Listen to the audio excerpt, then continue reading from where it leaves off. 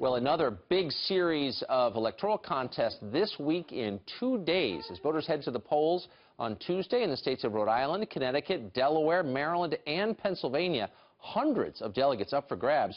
But will the elections have an effect on the nomination process? Let's ask Tom Bevan. He's the executive editor for RealClearPolitics and an expert on this subject. Tom, it's great to see you this morning. How meaningful is this series of contests on Tuesday?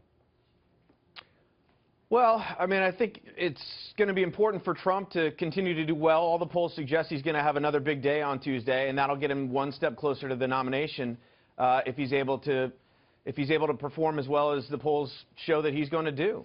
It seems like we're moving toward a crisis of some kind. So you have, I mean, the expectations are that Trump is going to win all 5. I don't know if that's going to happen, but pollsters are predicting it. So let's say that happens, but you continue to see the Cruz campaign amass large numbers of delegates outside of the electoral process. Do you think that's likely, and do you think you're going to see some kind of reaction from Republican voters to that? Well, I think we have seen, Tucker, that, 60%, 70% of Republicans are saying in polls and exit polls that the person who has the most votes should be the nominee. And so, yeah, we could potentially be headed to a crisis, because I think if Trump doesn't get to the number, if he doesn't get close enough to 1237 and he's not able to win it on that first ballot, I think he'll be in big trouble, and then you could have a situation like that. I think Indiana is going to be key, not this Tuesday, but next Tuesday. That's sort of a situation where Trump may be able to, that Cruz may be able to stop Trump's momentum and sort of shift this race one more time. But in terms of this coming Tuesday, I think, Trump's going to keep rolling. So what's the role of Kasich in all of this? He's got 148 delegates amassed so far. That's to Trump's 845. He's long eliminated mathematically from the possibility of winning on the first ballot. Does he stay in, and if so, why? That's a great question. I mean, nobody seems to know what John Kasich's, thinking, what his strategy is, other than, going to Cleveland and hoping for a miracle.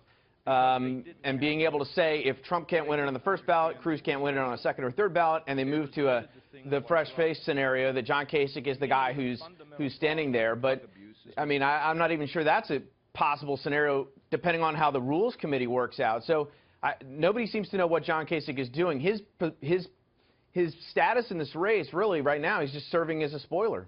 Right. I mean, but he also is sending a message from many Republican establishment figures that we just don't care about voters. We're not interested in the results of these elections. We have another plan. And isn't there a cost to that message? Absolutely. I mean, look, I think the further this race goes on, Tucker, the worse it becomes for Republicans in terms of the final outcome and what the options are. Because if Trump is the nominee, you'll have a certain slice of Republicans. We don't know how big that's going to be. It could be 5%, 10% who are going to stay home, won't vote for Trump, will vote for Hillary, whatever. If it's Cruz, you'll have Trump supporters that are upset and will say that, this race was rigged and stolen from him. And if it's somebody other than Cruz or Trump, then you're in a situation where you have 80 or 90% of the base who voted for these folks who are going to be upset. And that's not going to be a good outcome for Republicans either. They will leave the convention a divided party. Are you going? Oh, sure, I'll be there. Good. Well, I'll see you there. High drama in Cleveland. Tom, it's great to see you this morning. Absolutely.